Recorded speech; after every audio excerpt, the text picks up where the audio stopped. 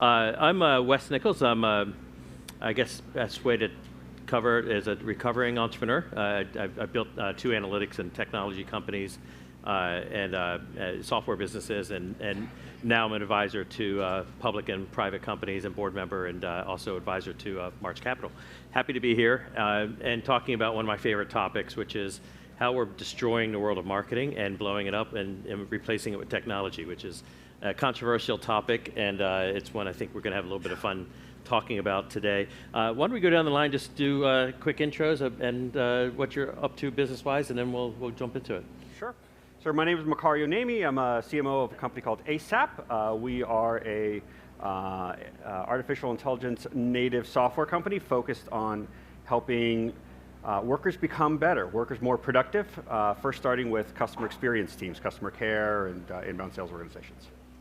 My name is Tasso Agryos. I'm the founder CEO of a company called ActionIQ.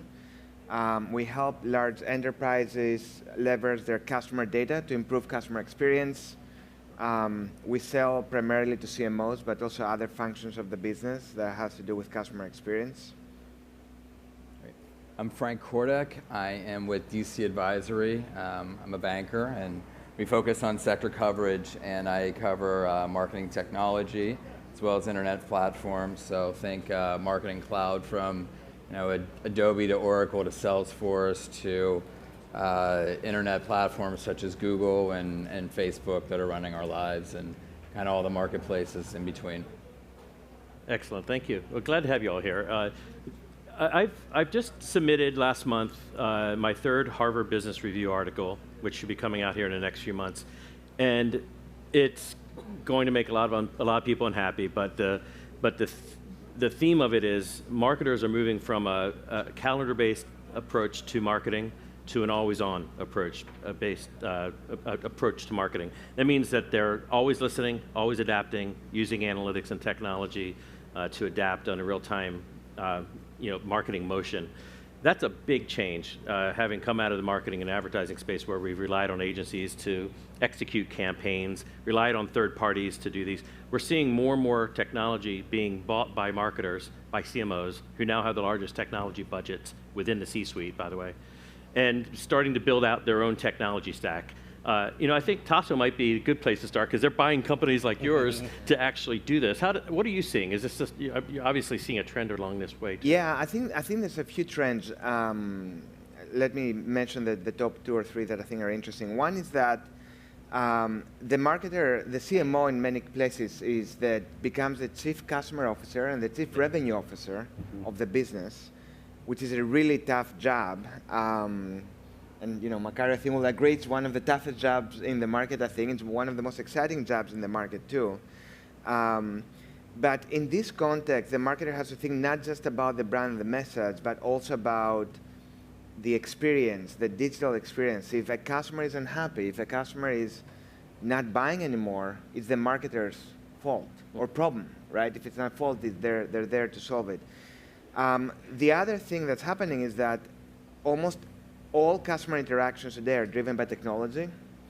And I think that Gartner, which is a big analyst firm, has said that the CMO today is buying more technology than the CIO or the CTO. Right. So you have the marketer buying more tech than the tech guy in the business. It's crazy, right? Yet none of the technology holding companies with the marketing clouds actually know how to sell to the CMO. They're used to selling to IT. Exactly. And everybody seems to be moving from, to your point, people that historically were selling to the CIO are now thinking, how do we sell to the CMO? Not just software companies, but even you look at the big consultancies, the Accenture, the Digital, the Infosys, everybody's trying to sell to the CMO. The third thing I see is a change in focus from acquisition of new customers to how do we make life better for existing customers, how do we maximize the value from the existing customer relationships. So moving away from focus on CAC, which is the customer acquisition, towards a focus on lifetime value. And that's also technology driven to a large extent. So these are just some of what's happening, but I think there's really a groundbreaking shift into who is the CMO, the profile of the CMO, the tools of the CMO, what the CMO is supposed to do, which customers are they focused on? Everything is changing today. The CMO's been the most maligned role in the company. They're the ones that catch the first bullet when the quarter's gone bad, because they come in and talk about, I got this much brand awareness or this many clicks and likes, and it's super easy to assassinate people that come in with no hardcore business outcomes metrics. So I think that this shift is happening for sure with marketers getting more power. How are you dealing with this? I know you're new to this job. I hope you didn't get whacked in your last one. No, absolutely not. Yeah, I mean, in the last 10 years, the MarTech stack has just exploded. Yeah.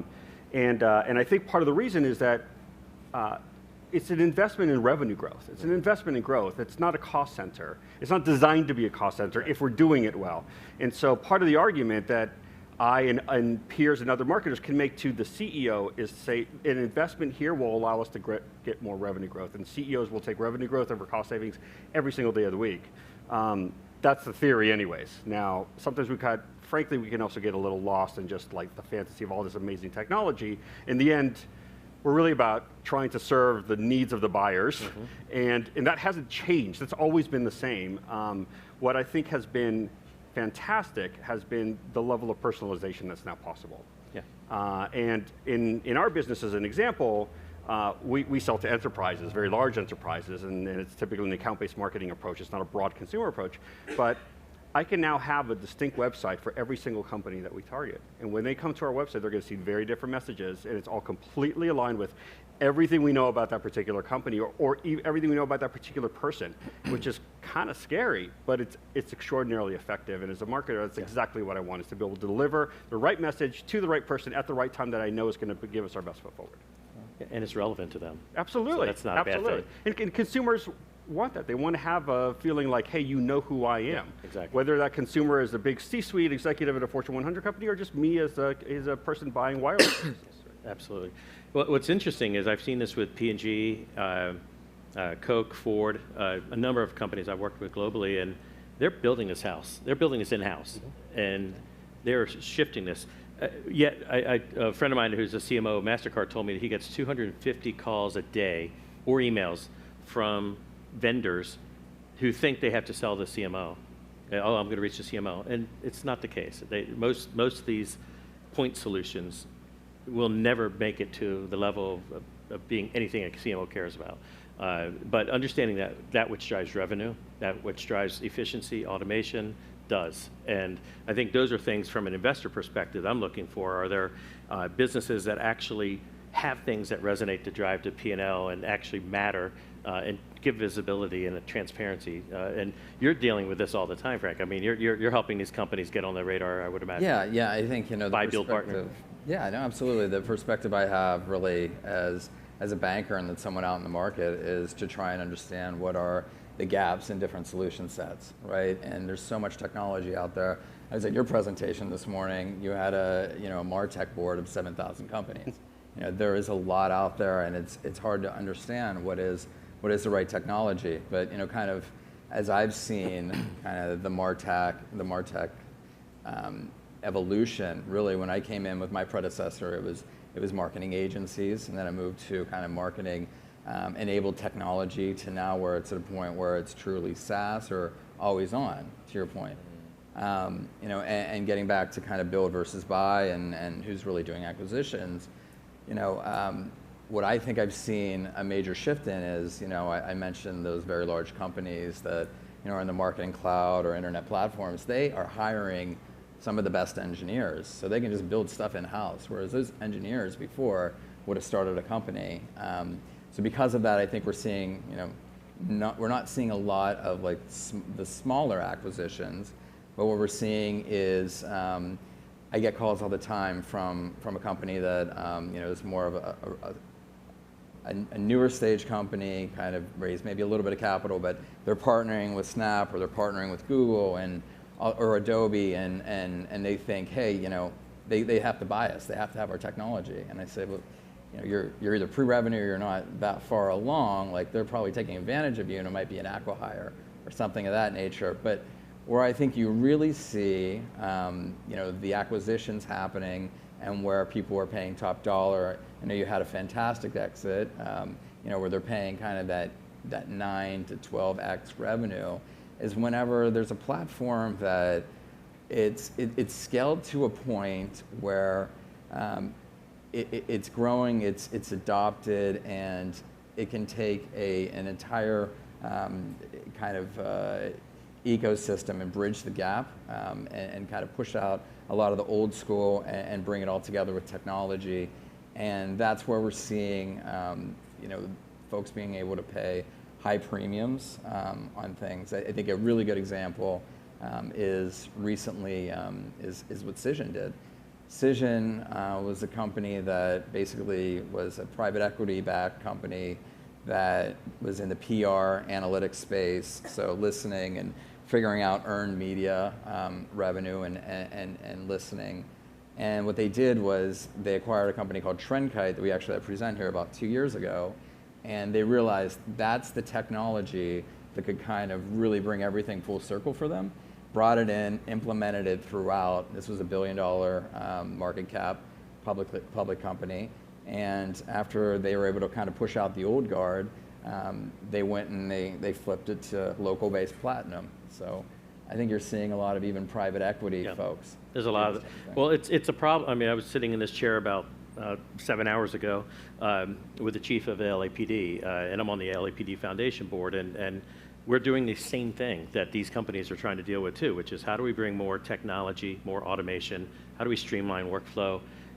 It's something every type of company is dealing with, and most companies aren't doing it very well. And I think that continues to be a source of frustration.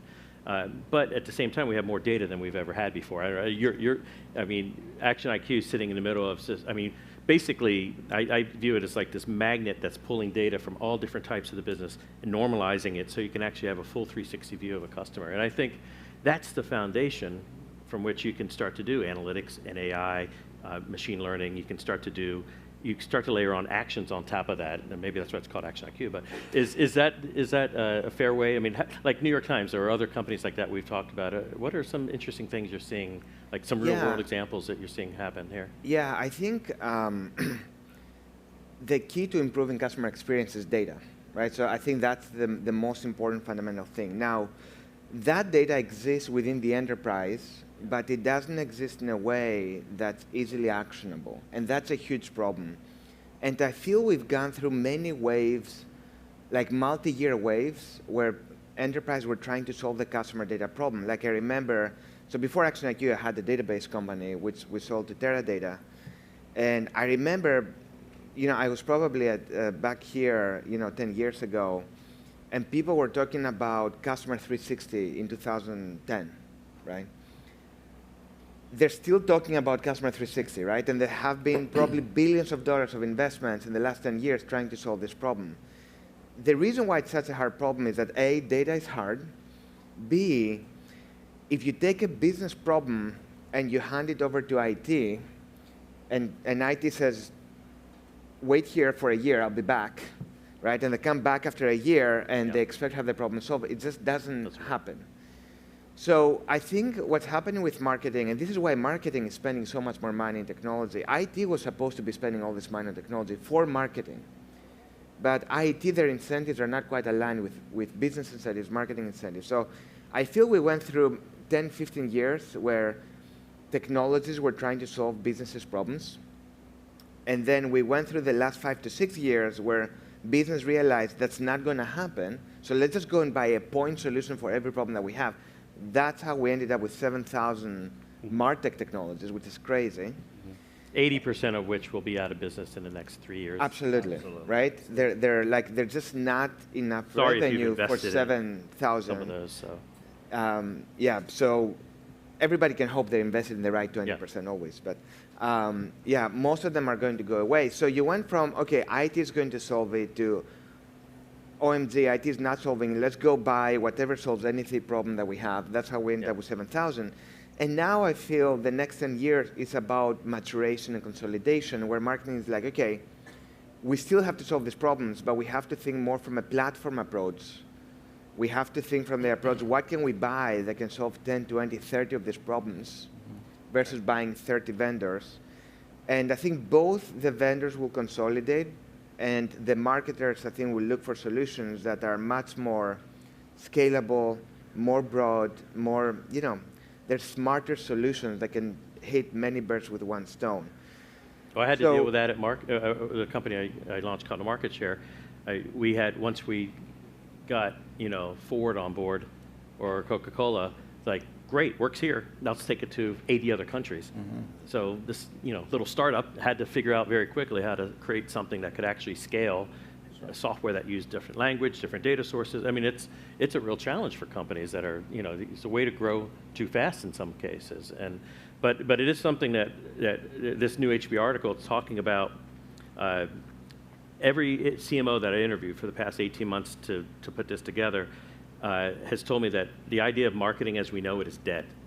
I heard this 10 times at least, that the idea that marketing is quickly merging with this idea of customer experience powered by data and analytics underneath of it and identity. So you can actually start to experience it. I like to look at Peloton. I mean, Peloton, other than a few shitty ads, Peloton doesn't spend that much money on marketing, but has this fanatical customer base out there and loyal base out there that has a viral effect. Starbucks doesn't spend much on marketing, but it's about the viral, it's about the experience. But you look at what, like Marriott's trying to do, Brian King there, he is putting marketing as chief revenue officer, he's putting marketing and customer experience and under one, which feeds right into your world, which is how do you then streamline the customer experience, because that's where the action's at. That's right. So I would go, anybody who thinks about a call center as a cost center is just sort of getting it all wrong, especially some of these, anytime you have a wireless service provider, a cable provider, a TV provider, hotel, transportation,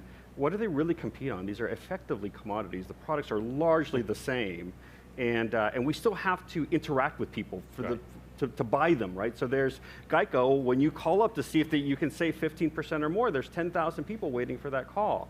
How are we going to ensure that they are giving an amazing experience and that it's standardized and the best ones are sharing their best practices across all 10,000? Because that's actually where the point of sale actually starts to happen. People are still involved in a lot of these things. And customer experience has sort of changed as the primary metric by which it's going to, revenue is going to matter. Well, we also have, for good or bad, Net Promoter Score data. Yeah, we have social media that amplifies positive or negative experience at scale. That's right. So all the more importance to get this customer experience nailed down. That's exactly right. And so most of our customers are dealing exactly with that, which is why we've invested as our first use case in enabling these extraordinarily large contact centers to be far more successful in standardizing quality and how they engage with the customers, both when things go wrong as well as when things go right and they want to upsell. And it has a very immediate impact on revenue. Well, that should tie in with social media monitoring.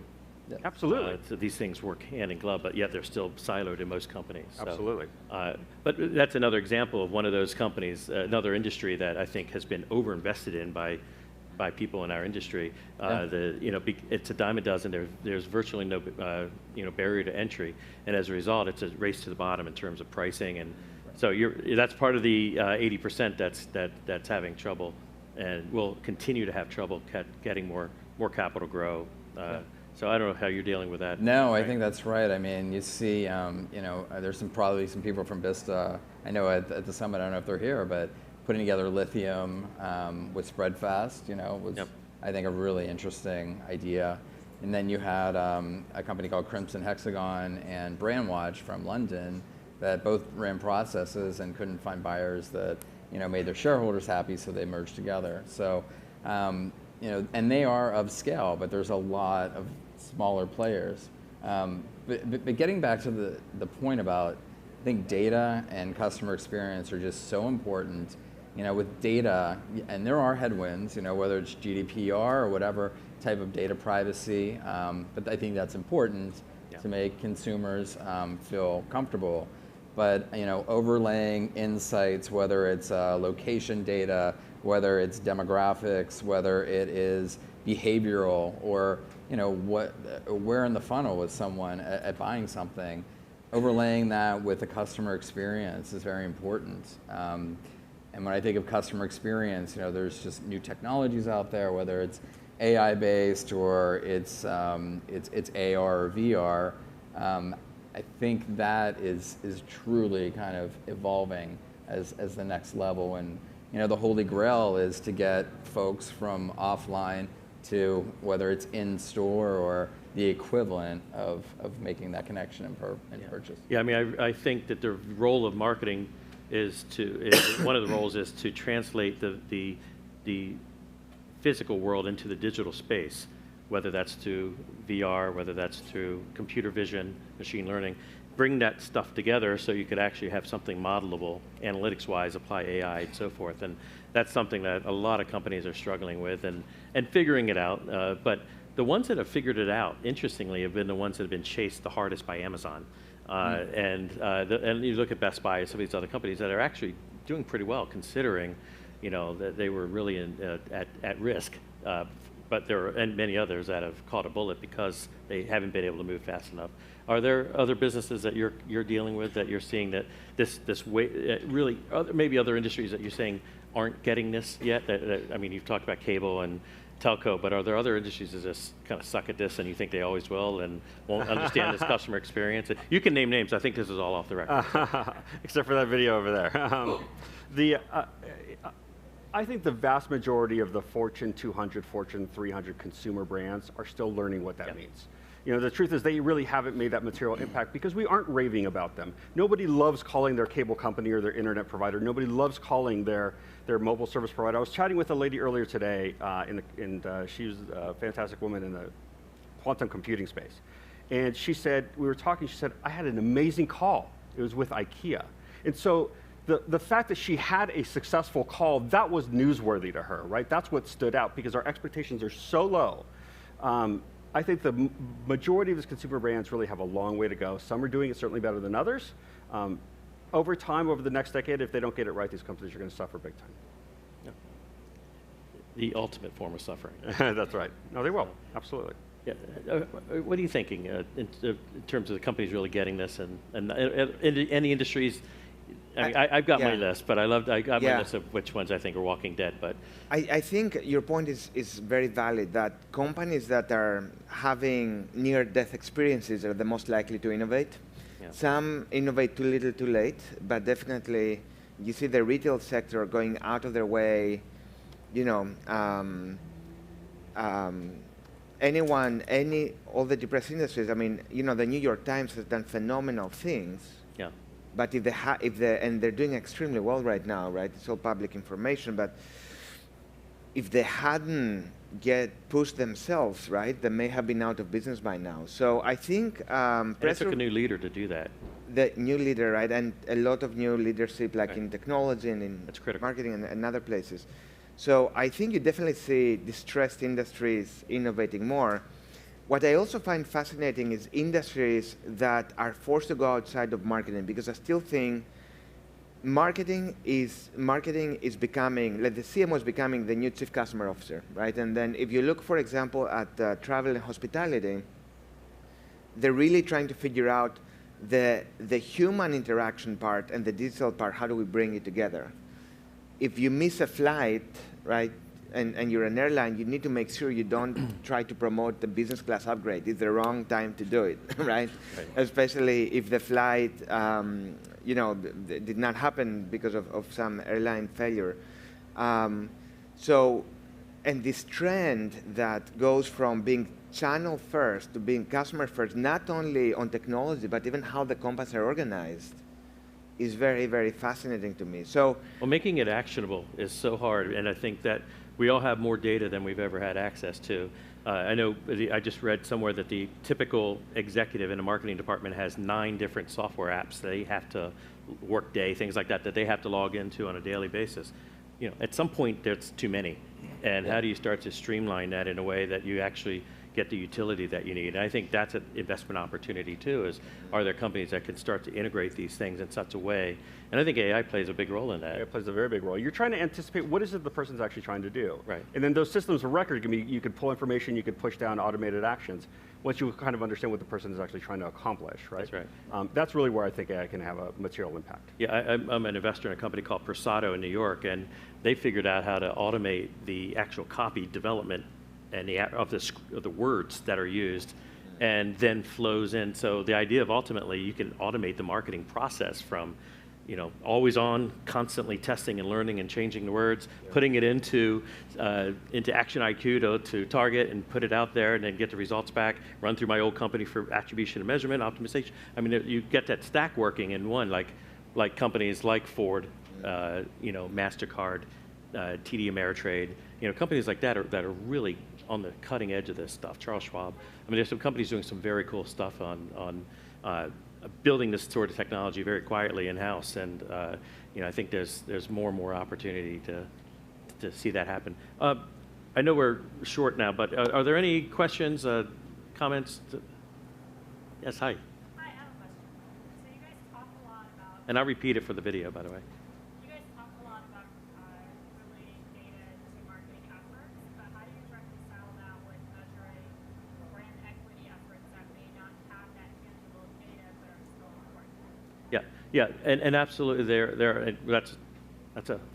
that's an all-day conversation if you want to geek out with me on that, about measuring brand equity in a quantitative way. There's absolute ways to do that. The more data that you have, the more you can pull together, the more you can hold constant activities and start to get what the long-term brand lift is on that. So I don't want to underestimate the importance of brand, but at the same time, it is something we can now measure.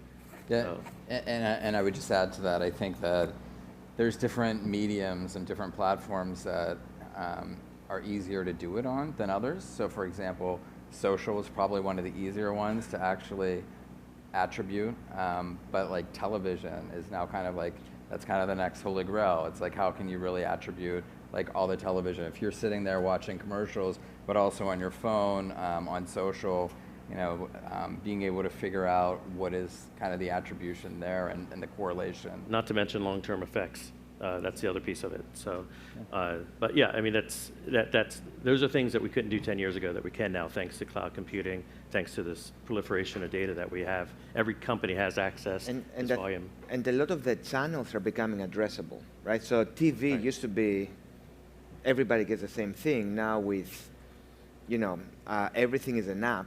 Right. So you can see who saw what, which ad when, in a way that you absolutely could not do it 10 years ago. So the universal addressability of marketing, I think, is another big revolution that's happening as we sit here. But as we saw, as of about 4 hours ago, there is no correlation with the spend versus outcome, thanks to Mr. Bloomberg's effort to flood a market with dollars and win America Samoa. So, but never been there, but I hear it's beautiful. But yeah, I mean, you can go out too far that diminishing returns curve and have no effect, actually a negative effect on a business and a brand. Anything else before we wrap up? Questions? Oh, hi. Nice and loud, like you're talking to the ocean 2 blocks away.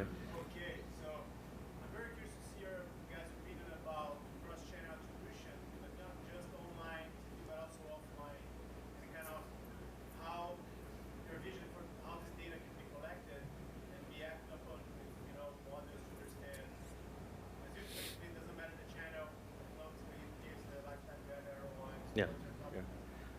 Multi-touch attribution is one of the hardest things as a marketing leader to sort of figure out. There's a lot of technologies around it. Mostly you look at the customer journey and you try and understand the journeys and the patterns across the journeys and where they dropped, where they continued on. And that to me is sort of the best representation of, are we successful? Where did they go? I don't know any one point. Did it matter? Did it not matter? Was it a combination of things? But if I could at least understand the journey they went through, then I'll have a better sense of this is the pattern that's going to yield some success, and I want to try and funnel more that way. That's typically how I've done. Yeah, and that's what I've spent the past 20 years doing, is building next-gen multi-touch attribution, because most attribution in this industry has sucked incredibly and been silo-centric, been backward-looking, nothing predictive. So so we were able to blow that up and blow up that world as in a pretty meaningful way. And but it is very hard to do, and it's one of those things you can really go broke saving money on because of the you get the math wrong. It's like having. Remember when Apple came out with the iPhone and they only had the Apple app on there for Maps, and it sucked and everyone hated it and they all wanted their Google Maps back? there's a reason. It's the same thing with bad attribution, that it can tell you the exact wrong thing to do in the wrong direction to take, and then that then you're never going to want to look at it again. So getting it right is very hard to do. But getting the data foundation in place, having a strong customer data platform that can actually pull that data together, and then having the right model layer on top of it that's constantly learning and adapting is critical. Yeah, and there's a lot we do about, for example, if you have stores, how do you take that data and identify the people, even if they don't match quite with the right, Right. the names may be off, this may be off. How do you do some probabilistic modeling to match as much of the offline data to the online data? And geolocation data now. Geolocation data, you will never be perfect, but the point is, if you're better today than what you were doing yesterday, you see very measurable lift in critical metrics like lifetime value and churn and customer experience. So that's a fascinating thing. It's like so little things have happened today, even though you would think otherwise, that even relatively small improvements can yield big results, right? That's right. So By the way, that's, I think that's we're very being pulled, promising. I think we're being waved down, but but yeah, I think that yeah, bye-bye. The headline is there are a lot of interesting opportunities in this space. The marketing space is changing quickly with customer equity and marketing coming together and customer experience being core. So thank you all very much for Thank you. being Thank you part all. of this. So. Thank you. Yank Good right to meet here. you guys.